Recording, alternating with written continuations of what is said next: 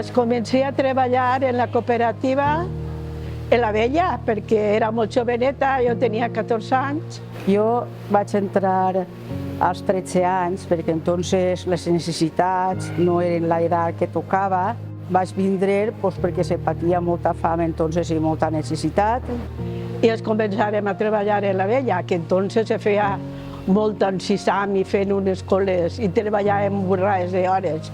Quan vaig entrar així, això estava molt destarbaltat, perquè, clar, això era molt gran, estava tot molt obert, te gelaves molt en l'hivern i te feia molta calor en l'estiu. Les condicions d'ací eren prou crítiques.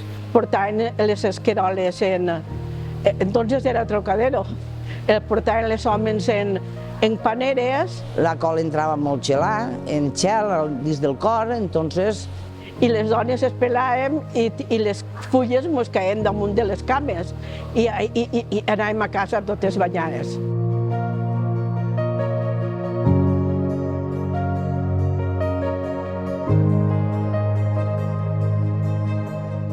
I nosaltres, les persones, guanyàvem el que guanyàvem, no havien hores extres. La cooperativa no ens cotitzava el que ens tenien que cotitzar. Que tot era en un sobret marronet, i cobraves al dia i després cobraves a la setmana i s'ha acabat. I demà ja te quidrarem i si interessaves te quidraven i si no, no. Molta gent estaven com que estaven a la Seguretat Social i no estaven ni assegurades. Perquè n'hi ha alguna dona pobreta que se n'ha anat a casa i no ha cobrat. Sense poder cobrar una jubilació. Tota la vida treballant.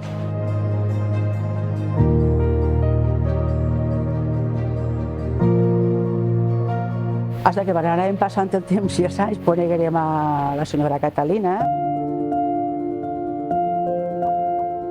Els anys 76, 77, 78.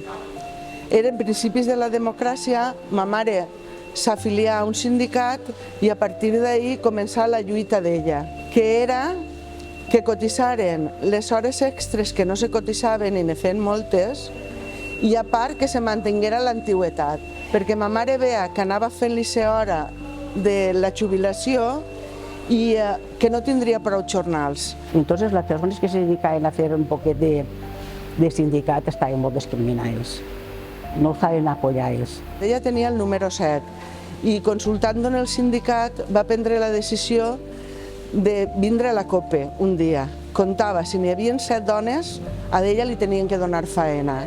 No li la volien donar. Es ficava en un caixó a mig.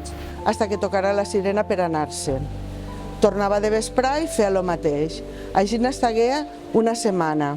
I no la quidraven per castig, per ser sindicalista. I esta senyora es ficava ahí i passaven algunes que aixàvem el cap perquè ens donava vergonya ajena i no podíem parlar. Era pànic perquè si obries la boca l'endemà no te quidraven. Passa aquesta setmana a denunciar i quan anà a l'IMAC no tingué ni que entrar.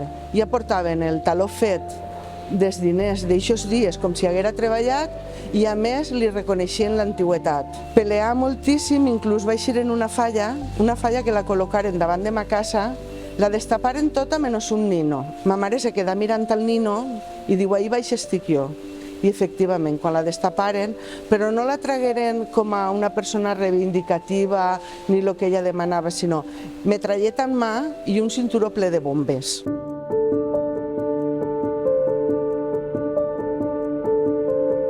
Ma mare era molt peleona i molt defensora dels seus drets. Quan a nosaltres ho traspassà a mi perquè quan jo treballava en l'OIS, la primera vaga que fèrem decidiren quedar-nos distancades.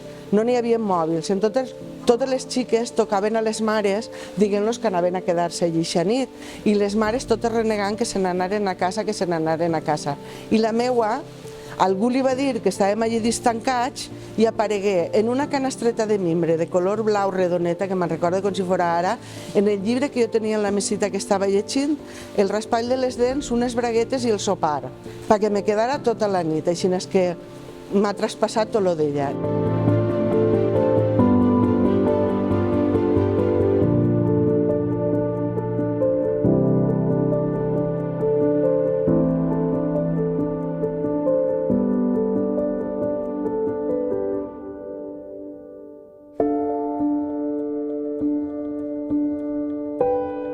estigueren en el sindicat, gent que estava independent, escoltant per així, escoltant per allà, fins que ens agarrà el gossanet de dir vosaltres voleu ser, no? Jo no veia capacitat. És que si me pregunten o si faig, jo no tinc molta vergonya, jo no sé. Tu no patissis, tu t'envens amb vosaltres i te vas ensenyant. Vaig veure que no era fàcil perquè tenien que lluitar contra huelgues, que llavors ara ja estan d'una manera, però entonces no. Mos tiraven pedres, mos insultaven, mos ficaven un canyó d'aigua gelada per la nit i mos banyaven. I han peleat molt per traure els drets del treballador, de la treballadora, perquè tinguérem tots els drets que anaven així. Tampoc podíem demanar que ens regalaren la cooperativa, però per lo menos els drets sí.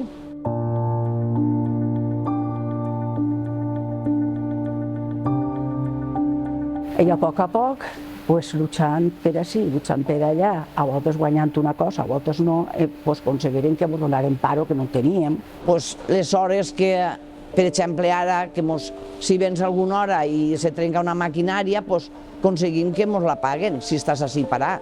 Aconseguirem un subsidi que no, que era una lucha, perquè diuen que ho pagaven ells, no ho pagaven ells, que foren els festius per no venedor, quan se pagaren, que no se pagaven, que era tot igual. Tot això, a poquet pareix una bobada avui en dia, perquè avui en dia en molts puestos ja se fa això, però això ha costat molt d'aconseguir i molts disgustos, perquè quan fèiem huelga, quan tornàvem, se mos castigava. I tot això són drets que han aconseguit, que les dones tingueren les seues taquilles, que les dones tingueren el seu davantal, els gabinets i tot perquè puguem treballar bé. Però a poquet els sindicats i tots ho han aconseguit.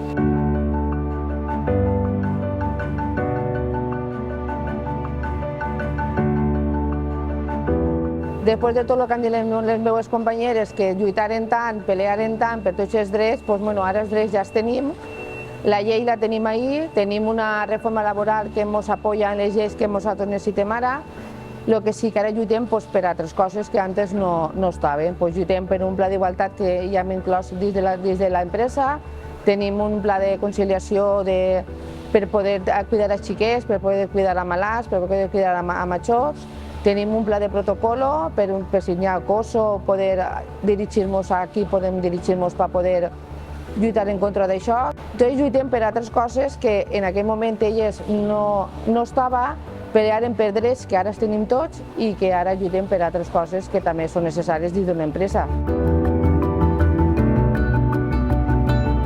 Seguim dones molt lluitadores, en ma casa han sigut tots han sigut delegats, les meves germanes i ara són les meves nebodes, així és que seguim dones que hem estat allà sempre peleant per a que els treballadors estiguen bé.